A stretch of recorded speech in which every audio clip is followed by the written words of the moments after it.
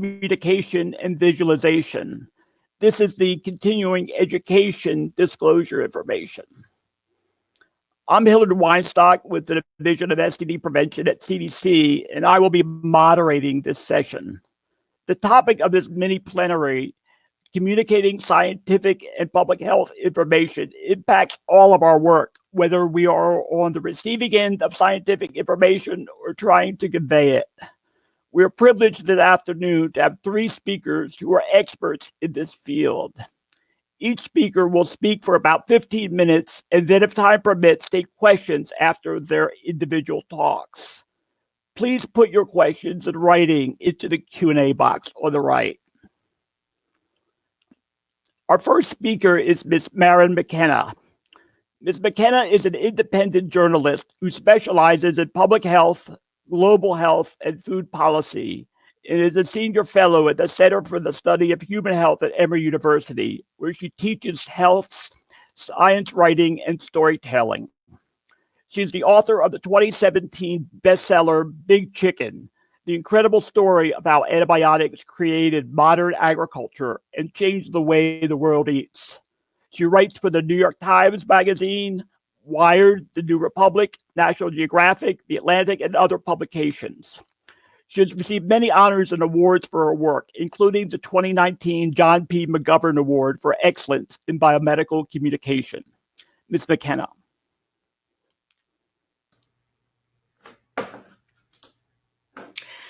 Good morning.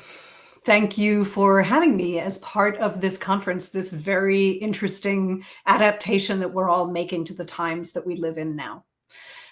When I was asked to speak at this conference back in November, which might be 10 months, but feels like it was a century ago, I had a pretty clear idea of what I was going to say.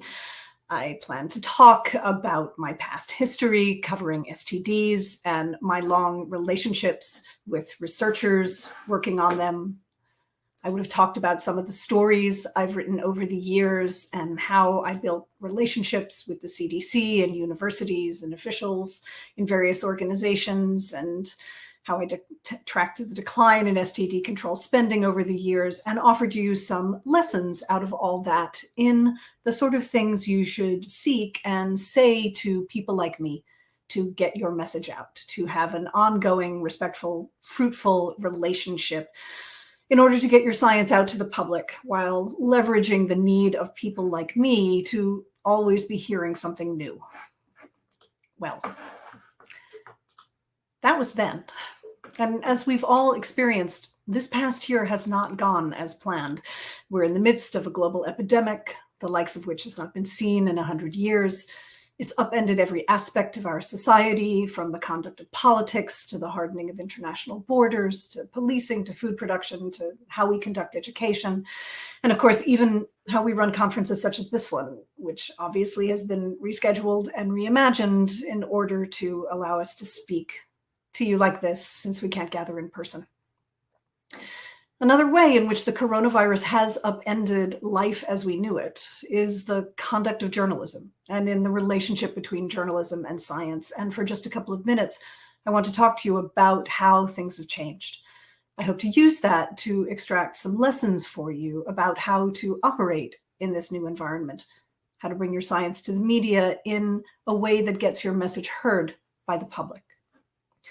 The first thing to understand is that in the journalism world now, there is only one story. Everything is being reported through the lens of coronavirus. That includes not just the obvious things that are related to it, vaccine development and drug discovery and testing prowess and the failures of the administration. It also includes everything else. Sports is a coronavirus story. Education is a coronavirus story. Local government, even things as seemingly unrelated as gardening and home design, are coronavirus stories. And what this means is that everyone who formerly covered all of those other topics, sports and gardening and education and restaurants, are all now COVID-19 reporters. And just one example, in the month of May, I designed and conducted a massive open online course on behalf of the Knight Foundation, the World Health Organization, and several other UN agencies, providing basic training on covering COVID-19 now and in the future. For journalists who would be unfamiliar with the underlying concepts of epidemiology and clinical medicine, almost 9,000 journalists enrolled from more than 160 countries. The vast majority of them had never covered science before, yet they had been assigned to cover some aspect of coronavirus and its local or national or international impact, the biggest story of our time, and they needed help. And the many journalists who now are likely to be covering something related to science continue to need help. So my first lesson for this conference is that as you attempt to bring your science to the media, you can no longer assume that someone who is covering science, whom you might want to approach, is someone with any background whatsoever.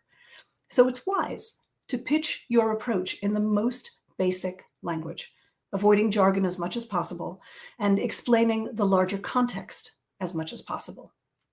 Whether that larger context is government funding, or workforce issues, or unintended consequences such as congenital syphilis, it would be wise to assume that everything needs more explanation than it once did. My second lesson is the corollary of that first one. Just as you should not assume that journalists at this moment are accustomed to writing about science, you also should not assume that journalists are accustomed to reading about science. This means, for instance, that they may not understand the difference between a preprint and a peer-reviewed article, or an observational study and a randomized clinical trial. It is regrettably on you, not only to contextualize as much as possible, but to explain both the granular details of your research or your data, and also its reliability and reproducibility. In doing that, I urge you to have the confidence to step outside the language of whatever position you hold. There's a reason why all of us speak in professional jargon. It's quick, it's clear to us, it is well understood within our circles, but it is not understood outside our circles. The more you rely on jargon, the more likely you are to be misinterpreted. I frequently ask in interviews for a researcher to imagine themselves speaking to someone who is enthusiastic about your subject, but has no prior knowledge. Imagine that you're talking to a bright 12-year-old or to the precocious kid cousin that you might sit next to at Thanksgiving or Passover or Iftar, back when we can have holidays again. That's a good level at which to speak to journalists, especially journalists unfamiliar with the underlying concepts of science. You can assume engagement and interest. It is our professional obligation to be engaged, but it would be a mistake to assume background. Be prepared for that. The reason I'm asking you to keep these cautions in mind, that the science press has abruptly expanded, that it is largely inexperienced, and that it lacks the background to understand much of what it is called on to report, is that at the same time, there is both an enormous hunger for news about science and also a significant amount of misunderstanding about how science works. And this has been visible, for example, in the confusion over mask wearing. Recommendations to broadly wear masks have been taken as evidence of bad faith by some members of the public because scientists and public health officials said in the early spring that they thought broad mask wearing was not necessary. This is, of course, not evidence of bad faith, but rather of science doing its job, of progressive findings illuminating a research question so that we can get closer to both a better understanding of disease processes and also an accurate public health recommendation. So I want to take you through one example of this process of science and journalism's coverage of it, which occurred last month. On August 11th, the journal Science Advances published a paper by science and engineering faculty at Duke that explained how they built an apparatus that incorporated a laser and a cell phone camera to evaluate the effectiveness of various types of masks and face coverings for containing droplet exhalations. They tested the apparatus by collecting multiple types of masks, and they tested them all on a single person. On that single person, and for some of the masks, on a second cohort of just 4 people, the team were able to visualize the ways that droplets were making their way through and around the masks. Now, here's how that study was reported. not as proof of concept of the equipment, and not as the results of a single person study, but as a blanket condemnation of types of face coverings, including the type of face covering that appears to have been preferred by very large cohorts of young men. And this mischaracterization of the study contents was repeated extremely widely. When I checked Google yesterday, varieties of this story and other similar ones had been published in more than 100,000 separate news outlets and sites. So this is dismaying, of course, and not just for the industry that produces neck gaiters. It's also extremely frustrating because the wide mischaracterization of the study confused the public and undermined trust in scientific research. Now, we owe a revision of the public record to some other news sites that actually corrected this. Many journalists made mistakes, but other journalists debunked those mistakes and published corrective articles. Here is one example. This led eventually to the debunking being enshrined in that authority on debunking, Snopes.com. So I find in this ostensibly silly story about what's best to wear on your face some profound lessons for how we communicate science in the age of COVID.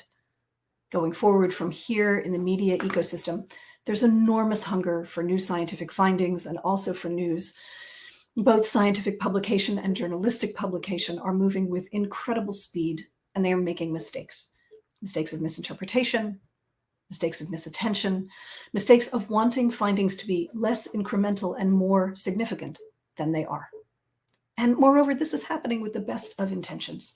I'm not even including here the deliberate weaponization of scientific findings by aspects of the administration and its supporters who want, for instance, for research to move faster than it reasonably can and for treatments and vaccines to be much more efficacious than they appear at this moment to be. So, what are my lessons for you from the survey of the landscape of the media in the age of COVID-19? First, do your best to find reliable journalists. Identify them by reading their work and evaluating the research on which it is based.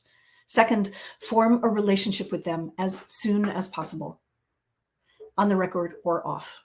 The way to control communication at the point of a crisis is to have a relationship before the crisis begins. And third, understand that journalists, even with the best of intentions, are having to move with incredible speed, and even the most experienced ones may make mistakes, and I include myself in that. For the first time in more than a decade, I have had 2 corrections on my column at Wired this year. Once because I misunderstood something that someone said to me, and once because someone whom I trusted misspoke to me out of sheer exhaustion. Fourth, be prepared to take the extra time to make your communication about your data or your research results extraordinarily clear. So clear that that paradigmatic 12-year-old could understand it. You cannot afford at this point to have professional jargon misunderstood or to have people draw conclusions that you did not intend. And fifth and finally, be prepared to contextualize much more than you would have expected to do in the before times. Be extremely candid about the inspiration for your research and especially about the limitations of your research. The current media moment is one in which it is extraordinarily easy to be misinterpreted. By the way you behave, you can reduce that possibility. So those are my comments about communicating with the media about science now in the age of coronavirus. This is how you can reach me if you have any follow-up questions. I'll note that's a contact form, an open email, and also an encrypted email if anyone would like to be in touch privately. I hope this has been of some use, and I'd be happy to take any questions that the audience may have. Thank you.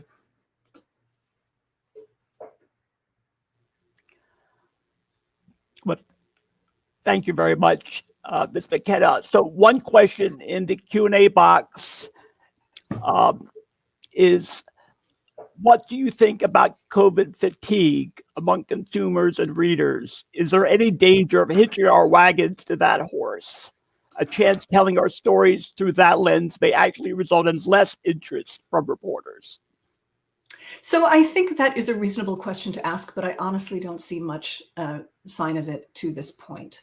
I will note that some people that I know among my professional cohort are being reassigned from emergency assignments to COVID back to whatever they had been covering beforehand. And one of the magazines that I write for, National Geographic, just today came out with a massive cover story on reimaginings of dinosaurs, something that, of course, has nothing to do with coronavirus. At least we hope not. So it is possible that people are recognizing that the sprint is more becoming a marathon and adjusting their expectations. And it's possible that people are looking for other topics to read about. That seems to be a positive.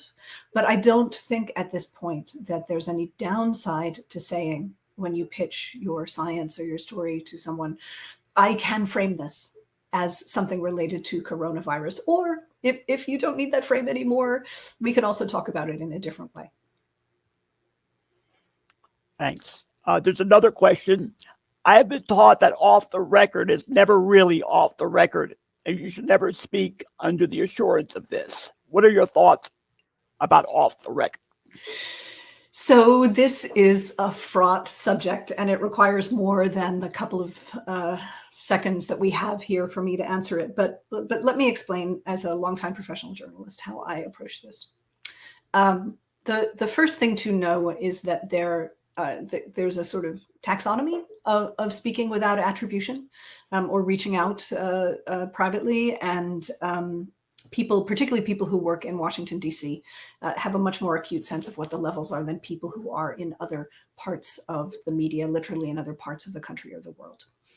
There are words for, you can have this knowledge, but you can't say it came from me. You can use my quotes, but you cannot attach my name to them, or you cannot make any indication of how you gained this information. You just simply have it. The most important thing in determining whether you're going to be off the record or not for attribution or anything like that is to reach an agreement in advance with the reporter. And here is where it will help to know about the reporter before you approach them, to have done your homework, as I suggested in my last set of recommendations. And then, say, this is what I want to do. I have some knowledge that I think you need. I'm willing to do this, but not that.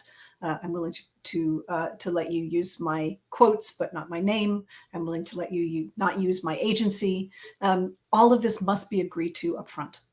Because if you do not state it and the reporter does not agree, then you do not have an agreement, and we are not professionally bound by it. And that is true as well for sending things. It is wise to reach out in advance and through some secure channel and say, I would like to pass something along, but I would like to understand the rules of play before I do that. Never assume, always verify in advance. One more brief question.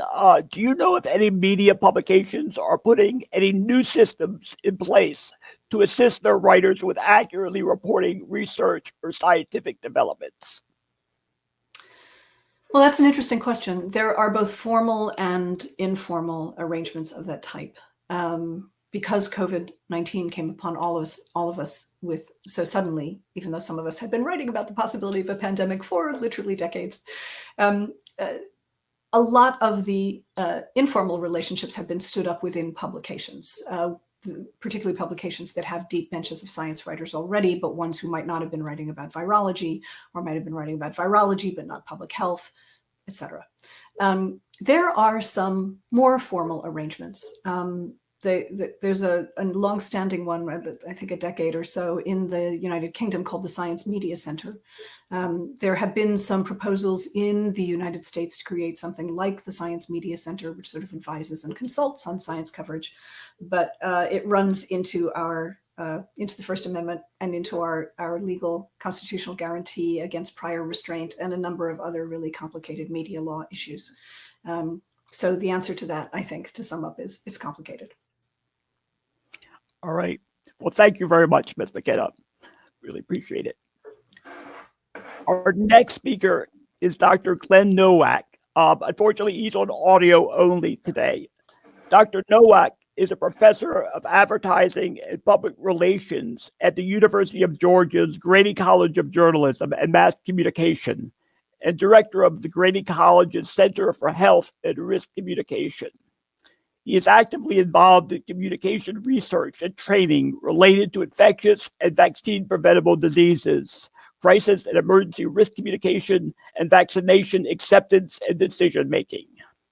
Prior to rejoining the University of Georgia faculty in 2013, Dr. Nowak spent 14 years at the U.S. Centers for Disease Control, including 6 years as the communications director for the National Immunization Program and 6 years as the agency's director of media relations. Dr. Nowak. Thank you. And thank you for the invitation to be here. I'm sorry I can't be visible, but technology's not cooperating this morning. So I thought for my presentation, I would talk about some of the best practices for communicating behavioral health topics to at-risk populations. But these are generally practices that would work regardless of whether the population is an at-risk population or it's a more, we have a different reason for targeting them. And these go back to my early research related to HIV and AIDS. So I spent a number of years working with the CDC in the 1980s or 1990s on HIV prevention, as well as was mentioned, immunization and vaccines. So there are 5 best practices I want to touch upon. And these are ones that are fundamental to us who do health or risk or crisis communications. You know, one of the first things you have to do if you're going to hope to influence or convince a at-risk population to either change a behavior or to continue a behavior that they're thinking that they may not want to continue, is you need to understand the communication landscape. And I think Marin's presentation really helped talk about some of the things or illustrate some of the things that you're facing in the media landscape, the news media landscape. So you need to understand your communication landscape. You need to be aware of information deficit approaches, and oftentimes that can be an easy default. And we'll talk about what an information deficit approach is. But generally speaking, it's a sense that if people just had more information or a new piece of information, they would be more willing to change their behavior, or they, in fact, would change their behavior. If you're going to do communication as part of your efforts to change behavior, you really have to have an overall communication strategy, a roadmap. You need to know what your objectives are, what does success look like. You also need to know how your communications strategy and objectives are linked to your broader intervention goals and objectives. It's important and it's helpful to have a behavior change theory or framework to guide your communications efforts and messages. Oftentimes, we think we'll just do messaging or we'll develop messages. It helps to be able to determine or inform those by using behavior change theories and frameworks. And then the other part of best practice, or another best practice, is your insights and understanding of your targeted audience or subpopulation are really essential for your communication plans and messages. And often, the more challenging the behavior topic, the more challenging it is to get behavior change, the earlier you need to engage with audiences so that you better understand their priorities, their needs, their concerns, and you can make sure that, or it increases the likelihood that your communications plans and efforts will be successful. With respect to the landscape, it's helpful to keep in mind a few things. One is that changing behavior is difficult. We often underestimate the challenge, but if a behavior involves habits, emotions, desires, and many of our behaviors encompass all 3 of those things, changing behavior is difficult. It's going to take effort, persistence, incentives, disincentives may come into play, but you have to always go into behavior change recognizing that persuading, convincing, influencing people is not an easy thing to do. Messengers and healthcare practices matter in health communications, particularly if the goal is frank, honest, and productive conversations about things like STDs. Persuasion is often the intent of our behavioral communications, and it helps us in the communications process to know that is our intent, as well as to know what end outcome are we striving for. What's the behavior or behavior change that we're trying to accomplish? It is often the case that sound communications is not enough. You definitely need sound communications. Poor communications is going to make things even more challenging, less likely to be effective. but sound communications is often insufficient to a changing behavior change. Again, particularly if the behavior is a habit or revolves around desires. So what are those other things that can come into play or should come into play? Actions, policies, rules, incentives, disincentives, processes, and systems. Oftentimes we can influence behaviors more so and more quickly using actions and policies and rules and incentives than simply just using information and messages. The other thing we always need to keep in mind when it comes to changing behavior and using communications is that behaviors themselves send messages, and actions and policies and rules send messages.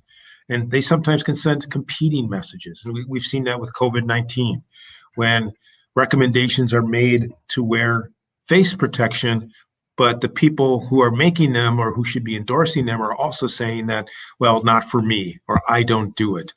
Those messages speak a lot more powerfully, particularly to at-risk audiences, than messages saying do the behavior. So you need to take into account how well do the policies, the rules, key spokespeople, key influencers, how well do they line up with what we're trying to get people to do? The information deficit model is this notion that I just need to provide people with facts and expert advice, and that's going to change behavior. It's a model that has been used for a long time. It has many attractive features, such as it's presumed to be effective. It is relatively low cost. It doesn't really rely on a lot of audience research. Typically, the audience research is primarily about documenting that this group of people are not doing a recommended behavior. And we have discovered in our research that perhaps it's because they lack knowledge or they have an information gap or deficit. Many people have information gaps. We all have information gaps about a lot of things. So documenting an information gap is pretty easy to do with any population that we're trying to change. And we have to be careful not to mistake that for a solution. And the solution being, I will just have an expert provide that group of people facts and advice. And what we'll do is we'll bring the health communications people in to help us, craft a concise message, such as you have the power to take control of your sexual health, do it, get tested for STDs and HIV. That is all. It's a short message. It gives direction. It's got many of the criteria, many of the characteristics of what we would think would be a good message. But if we deliver that message to a group of people who are not doing a recommended behavior, there's not a good likelihood that we'll have immediate, widespread desired behavior change. We would like to believe that would be the case, but that often is not the case because facts and information are rarely enough to motivate behavior, and information by itself is generally not persuasion. Another key step in trying to foster or increase communication success is having a communication strategy roadmap. There are any number of these that are available, but I think this one by Peter Sandman, which is a few decades old, is really very helpful, including because of its simplicity. So communication strategies typically need to start with two things: goals and audiences. You can pick one and start with and then go to the other, but they're intertwined. You have to decide, now that I have an audience, what is it that I want my audience to do? What's the behavior that I want them, if everything works, what's the behavior that they should adopt or continue doing? You may start with goals and say, my goal is to reduce the prevalence of an STD. And then you would say, well, where would I make the greatest impact? And then you would land on an audience. Either way, audiences and goals are essential starting points. The next step is to think about appeals and barriers. What are the barriers that exist when it comes to people in that targeted audience undertaking or doing the behavior? What kinds of appeals would resonate best? What are the things that come into play when they're making their health-related decisions? And then we get to media and messengers. Which ones are the most influential? Which ones are the ones that are listened to? Which ones are the ones that are looked to? And then the messages, what should we highlight? What should we focus on? What should we emphasize in those messages? And as Marin alluded to, we often need to make sure that our messages are in an interesting, attractive, meaningful narrative versus just do it because I said so, or do it because this is good for you. A good example of overall goals being clear and short is the CDC's materials on opioids. This is a really good example of what overall goals, clear and short. Their three goals are prevent, reduce, and reverse. Prevent people from starting heroin, reduce heroin addiction, and then reverse heroin overdose. And that's the kind of level of clarity and simplicity that you want so that everybody understands this is what we're going to be trying to do with all aspects of our intervention, including the communications. And then for each of those, you can go one more step. So prevent people from starting heroin. How do you do that? You reduce prescription opioid painkiller abuse. And communications probably has a role in that, but it's probably not the only tool that's going to be used to achieve that outcome. And so that's the kind of thinking that you want to have is clear, short, and directive. Your communications goals should be linked to your overall goals. So for example, you're trying to typically increase not just awareness, but understanding of a health threat and risk. And you're also trying to get people to understand the value of health-related recommendations to those in at-risk populations.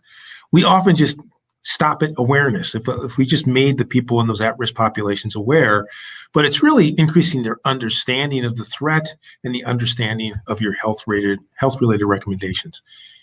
Your communications objectives should help you achieve building trust and credibility in public health recommendations. And that includes by acknowledging the at-risk population's situation and understanding their needs.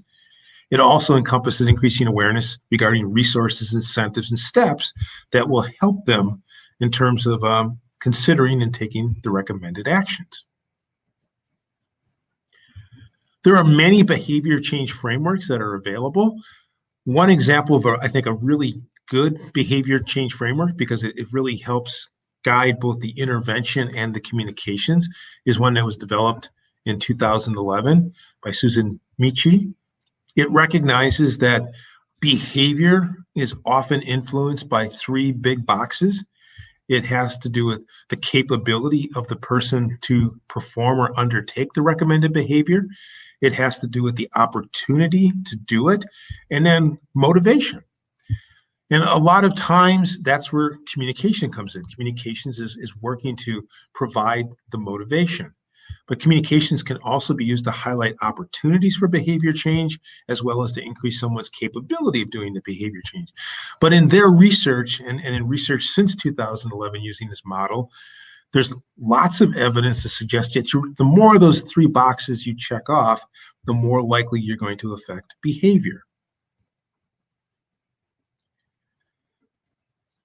It also recognizes that behavior change occurs as an interaction between those conditions. And so capability is the psychological or physical ability to enact the behavior. The motivation are the things that activate or inhibit the behavior. And again, incentives and disincentives often play a large role. And we can use risk communications or campaigns to highlight incentives, highlight disincentives as a way of providing motivation. And then opportunity is the physical and social environment, the things that are in that environment that enable one to perform the behavior. One of the things about this model is that it's been taken to the level of you can actually use it to help determine not just your approach, but what intervention or what intervention components need to be put in place. And so if you're looking for a way to develop both a strategy and a communication strategy, this framework, it really lends itself to it. And there's a link to some of the resources that have been developed. But what this wheel does is it tells you that if you're focusing on opportunity, here's the things that you need to focus on. If you're focused on motivation, here are the things that you need to focus on. So it actually can be used as a way to develop campaigns. Effective health communication also requires understanding how people perceive a risk or a threat. and work from Peter Sandman going back probably 30, 40 years has highlighted the fact that people's risk perceptions are not just surrounding the actual hazard, the entity or the thing that can cause harm. It also has to do a lot with the amount of fear, worry, or concern that people have regarding the health threat. So you can have a hazard that has got significant severity, and there may be a reasonably good chance that people in a target population can be harmed by it, but it may not cause them to have much fear, worry, or concern. And so their risk perceptions may be driven more by the outrage than by the hazard. And in Peter's work and in other subsequent applications of this model, what we have learned is that it's really the outrage that we have to understand, and we have to be able to measure more so than the hazard, because the correlation between how upset people get about a risk often has a low correlation with how much concern they have regarding that risk. Sometimes they have too little concern, and we have to find a way to get them to have more concern, which is precaution advocacy. Sometimes they have a disproportionate amount of concern to a threat that is really not likely to impact them. And there we have to do what Peter calls outrage management. We have to understand the path that people take to behavior or behavior change. And it can be a fairly complicated path, but I think one way to break it down is, one of the first things we have to establish is, do people care about our topic, care about our health issue? Do they look to or are they interested in messages and information? If not, that's our starting place. We have to figure out how we get them to care, how we get them to pay attention to our messages. They may do that, but they don't understand our messages. Do they believe and trust us? Would they consider doing it if it was easy, safe, and convenient? And easy, safe, and convenient are generally aspects of the intervention or the other parts of what we're doing. Our communications has to convey that something is safe, easy, and convenient to do. And then in the middle box, what affects their behavior? A large part of our research efforts should be focused on, in the communication space, trying to discern which of these has the greatest impact on people's behavior. And that's important for a couple of reasons. One is that if people are taking a considered approach, we want to know which of these has the greatest impact. Many times people make really fast decisions, and so we want to know what the basis of that fast decision is. And often the basis of really quick decision making is past experiences, past personal experiences, and emotion. And then we also need to be mindful that, again, getting back to the difficulty of convincing people to change their behaviors, that we'll be successful with some people we won't, and then some people may do the behavior we're advocating just some of the times, not all the time. So in sum, what are the best practices for communicating about behavioral health topics to at-risk populations? Your communications of behavior change assumptions matter. You should make sure your assumptions are explicit, clear, and realistic. Identifying audience information deficits is not enough. Persuasion requires more than providing facts and expert advice. Have a communications roadmap, know where you're going and how you will get there. There is value, significant value, in using social and behavior science frameworks. Audience capabilities and opportunities do affect motivation and in turn behavior.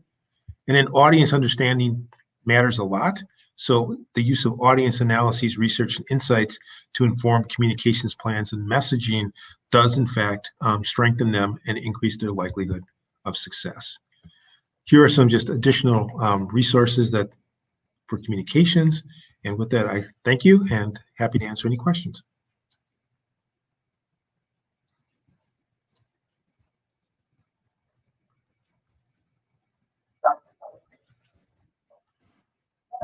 Brief question. And when making educational infographics for providers on best practice, what are your recommendations on how much actual text should be in the graphic? Should it stay simple and concise, or should you take advantage and put as much information on it as possible? Generally speaking, it's a good assumption that the people who you're trying to talk to or inform are busy people and are processing a lot of information. So the more succinct, the more concise is generally the better. there may be a handful of people who want more resources, and what you want to do with that in an infographic is maybe provide them with a link or a reference as a source that they can go to for more information. But I would make the assumption that most people are really looking to get educated on a topic very quickly. Great. And one final question. Why are awareness campaigns or information provision efforts so common? Well, they're very inexpensive, and they don't require typically a lot of audience research. And again, they're also based on the assumption that just providing information will be enough, or creating awareness will be enough. But you really have to go, beyond that. Why am I creating awareness? Why am I giving people this information? What is the behavior that I want them to either change or to adopt? All right. Well, thank you very much, Dr. Nowak. Much appreciated. Our final speaker is Dr. Jonathan Schwabisch. Dr. Schwabisch is an economist, writer, teacher, and creator of policy-relevant data visualizations. He is founder of the data visualization and presentation skills firm PolicyViz and is a senior fellow at the Urban Institute, a nonprofit research institution in Washington, D.C. There, he is a researcher in the Income and Benefits Policy Center and a member of the Institute's communication team, where he specializes in data visualization and presentation design. He also hosts the PolicyViz podcast, which focuses on data, open data, and data visualization, and is the author of the book, Better Presentations, a guide for scholars, researchers, and wonks, which helps people improve the way they prepare, design, and deliver data-rich content. Dr. Schwabisch. Thank you, Hillard. Good morning, good afternoon, good evening, folks, wherever you are in the world. I am going to talk about how to improve the way you visualize your data and the way that we communicate our data to our audiences or our users or our readers so that we can help them make discoveries, find insights, and affect policy. So let me start by motivating this talk with a quick story. So Charles Schwab, and I don't just tell this story because his name is like my name. Charles Schwab, as you well know, was a steel magnate the early part of the 20th century. And in a story he tells in a couple of his books, he talks about an underperforming steel mill in Northeast Ohio. And the story he tells is that he went to the steel mill and he asks the manager, why are you all so far behind the rest of the company? Every other steel mill is producing steel over and over, and you are so far behind. And the manager says, I really don't know. We've tried lots of different things. We've tried carrots, we've tried sticks, we've tried programs, we've tried incentives, we've tried punishments, and we just can't seem to get production up and moving. And so Schwab says, well, how many units of heat did you, or how many units of steel, which is called a heat, how many units of steel did you produce today? And so the day manager says, well, we produced 6 units of heat. And so Schwab grabs a piece of chalk and he writes on the steel mill floor this big number 6, and then he goes off. And at the end of the day manager's heading home and he runs into the night manager on his way out. And the night manager says, what's the deal with the big number 6 on the floor? And the day manager says, well, Schwab was here today and he asked how many units of steel we produce. And that's what we were able to produce. So he goes home to his family. The next morning he comes in, and the way Schwab tells it, he sees the number 6 has been erased and replaced with the number 7. And it's quickly replaced with the number 8 and then 9 and then 10. And this steel mill that was one of the worst performing mills in the entire company quickly becomes one of the best performing mills in the company. And I think this just goes to show the importance of visualizing data, even as something as simple as just one big number. And what we need to do as researchers, as biologists, as communicators, is to think carefully about our audience and how we can help them make insights and make discoveries. All of this idea about visualizing data more effectively is not about making things pop or making things pretty. It is rooted in science. It's rooted in the way our eyes and our brains work. So in John Medina's book, Brain Rules, in the chapter on vision, he writes that the more visual an input becomes, the more likely it is to be recognized and recalled. And this is why we want to try to take as much data as we can out of those dense tables and put them into graphs. It's why we want to reduce the number of bullet points and text on our presentation slides and use images and illustrations and photographs and icons. And I'm going to demonstrate to you how this works right now. I like to think about this process and how our eyes and brains perceive visual information as it applies to data visualization, a particular process known as pre-attentive processing. And the formal definition of pre-attentive processing is cognitive operations that can be performed prior to focusing attention on any particular region of an image. In other words, it's the stuff you notice right away. And in those visualizations where we are trying to tell a story or make an argument or prove a point, we want to direct people's attention where we want it on the page or the screen. So let me demonstrate how this works very simply with this image. Now, if we are in a room together, I would ask you why it's so easy to find Waldo in this image. And if you want to use the Q&A, you can tell me why it is so easy to find Waldo. But I'm going to preview those results right now. So it's probably no surprise to you that it's easy to find Waldo on the screen because the colors of his clothes are different. He's wearing red and white striped shirt, blue pants.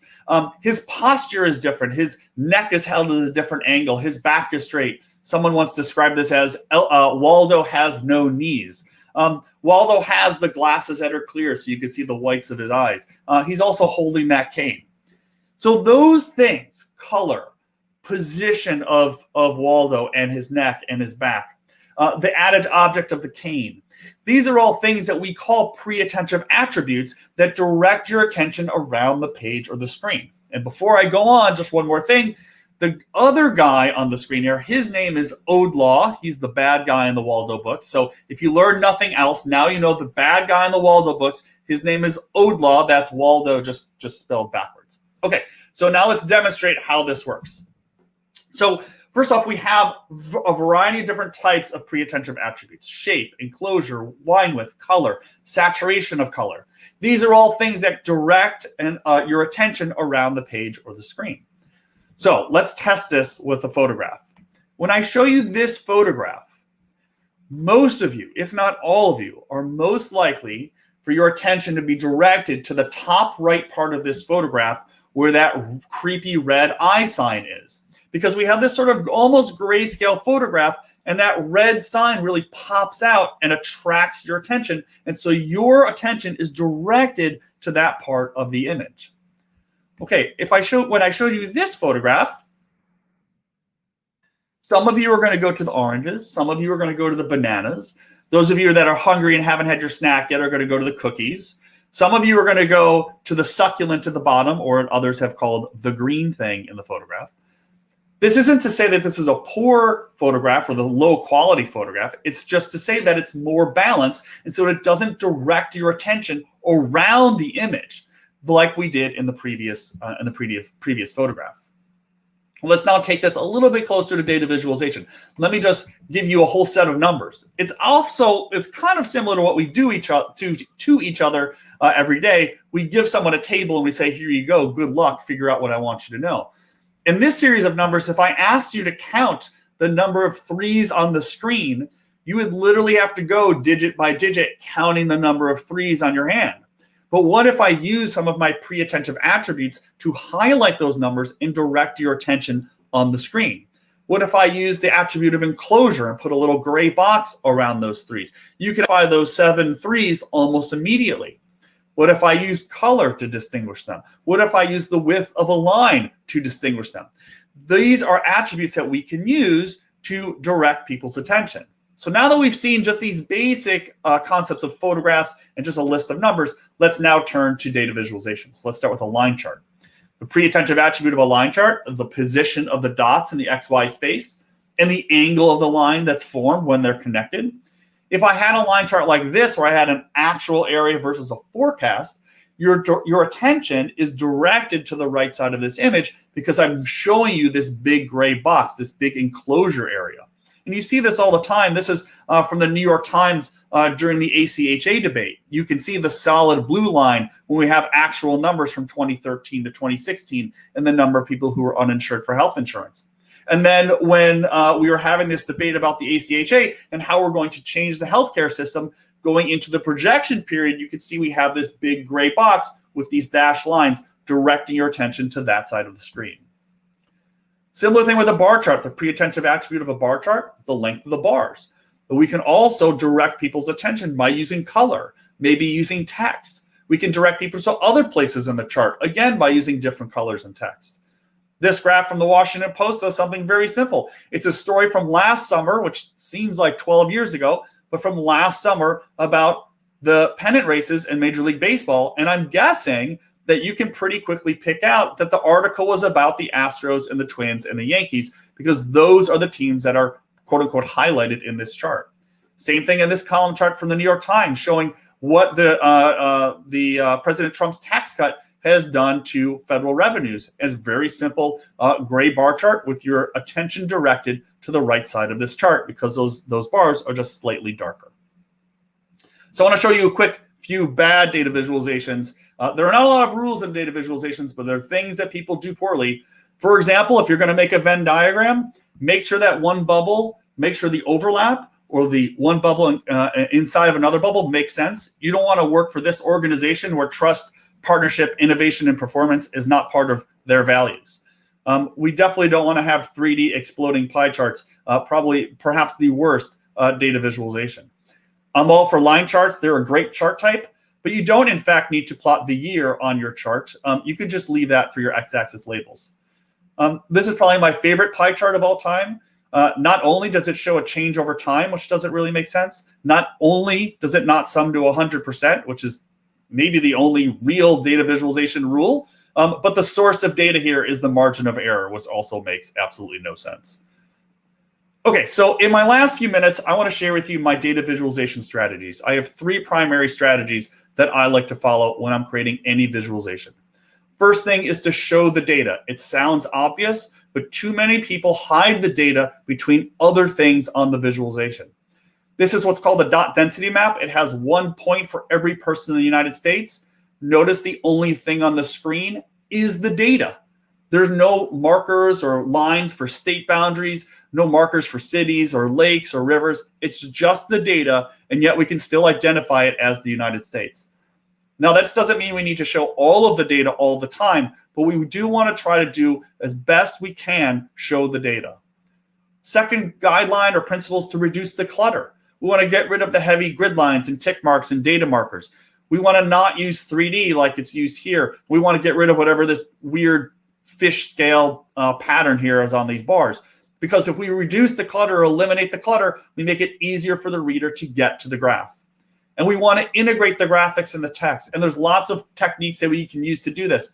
We can use more active titles, tell people what they're supposed to learn from the graph. We can use annotation and data labels directly on the graph. And that annotation can help people understand how to read the graph as well as understand the content in the graph. So let me demonstrate with one simple example. This is a series of line charts from the Journal of Analysis, Public Policy, and Management. What the authors are doing here is visualizing their coefficient results from a regression model where they look at the relationship between food stamp participation and the unemployment rate. Now, when you look at this screen, your eye is likely drawn to the thick, dark horizontal line, that zero-axis line, because it's a pre-attentive attribute, because it's that thick, dark line. But we can all agree that that's not the most important line on the graph. The most important line on the graph is the coefficient line. And yet, because of the way our eyes and brains work, our eyes are not drawn to the most important thing on the graph. The data is also hidden behind lots of clutter, behind tick marks and data labels and data markers. Abbreviations make things difficult to understand, and 2 data points are outside the axis bounds. So by simply applying these 3 principles I mentioned earlier, I can do a better job of visualizing these data. Notice here I've lightened all of the grid lines. I left the zero-axis grid line a little darker because that series at the bottom dropped below 0. I eliminated 2 sets of x-axis labels and 2 sets of y-axis labels because the charts are aligned horizontally and vertically. I spelled out each of those abbreviations, so now you know WE stands for Welfare Cash Assistance. And the most important thing I did was to make the coefficient line, the most important line, the data line, the darkest, thickest line on the graph, because that's what we want people to see so that they can learn and that they can do their jobs better. Now we could go in and discuss about maybe we want to add the axis markers back in. Maybe we want to use dash lines instead of solid lines. All sorts of things that we could discuss about how to further improve this graph. But I think we can agree that this version is a better version than the previous in the original data visualization. Last thing I want to talk about is 3D and how to avoid it. And I'm trying to fix my camera right now. It looks like it's frozen and not the most complimentary picture. When it comes to 3D, what we want to do when we are creating visualizations is to avoid using 3D when we don't have a third dimension. So in these two visualizations, the bar chart on the top left is in 2D, and you can see that the data value is very clearly 40%. But in the 3D representation, no part of that bar actually touches the 40% grid line. And so that is actually a distortion of our data. And this happens because of the way that the computer systems render the data. In this example, a 2D pie chart, each slice of the pie chart is 1/3 of the page or the screen. In the 3D pie chart, that front slice takes up a higher proportion of the page or the screen. So I would certainly recommend avoiding 3D when you don't have a third variable. And I see these all the time. This is from the US Department of Agriculture. First thing you have to note is that the y-axis label here is millions/billions, which really doesn't make any sense. But you'll also notice, again, I'm sorry about my camera here.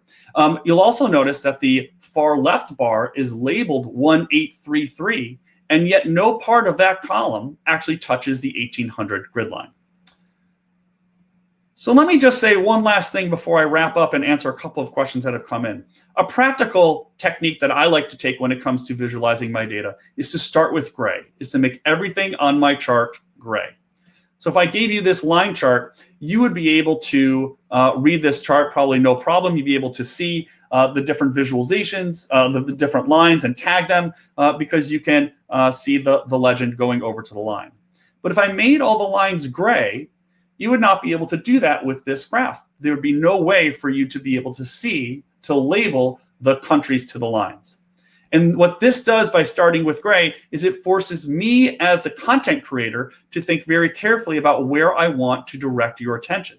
Do I want to direct your attention to the line for the United States? Well, let me make that line thicker and pink and in front of the rest of the lines.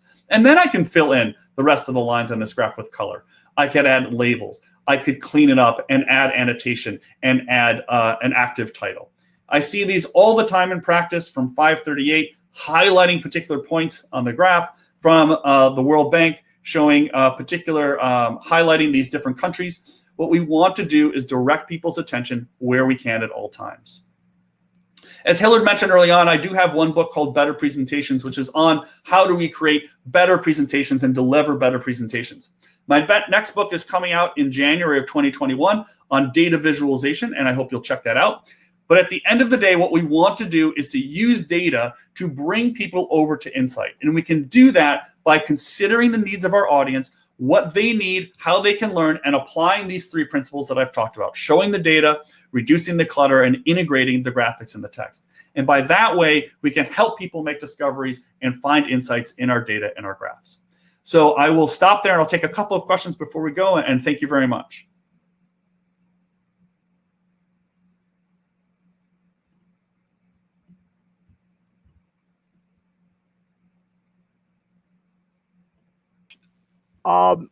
We do have time for perhaps one question. Is there a specific software or tool that you recommend for creating data visualizations? So there are a lot of tools out there, and what you want to use will depend on your skill set and your organization's skill set. I create a lot of visualizations in Excel. I think Microsoft Excel can be used to create lots of visualizations. If you are interested in using computer code, my recommendation would be to learn the R programming language. If you are more interested in dashboarding tools where you drag and drop to make interactive visualizations, I would recommend Tableau or Power BI. And then there's a bunch of other tools out there, and I'm just going to type all this into the chat window so you can see that. But there's a few online tools. One is called Data Wrapper, and one is called Flourish. And both of those are really nice tools. I think I just put those in the Q&A, hopefully. And both of those tools, I enjoy. I like using both of those tools. But R, Excel, Tableau are sort of the top ones out there. All right, great. Well, I think we are at time. So I want to thank Dr. Schwabisch and all of our speakers today for their great presentations, and the audience for your attention and participation. So this session is now adjourned. Thank you all.